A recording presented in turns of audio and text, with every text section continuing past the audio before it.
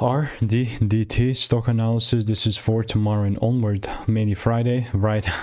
Obviously it's going to be like 4th of July, so I'm kind of kidding here.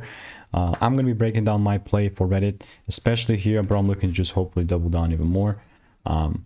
Having said that, it was 109 at the time, and then lower on this like lower top, I also had like some decent callouts.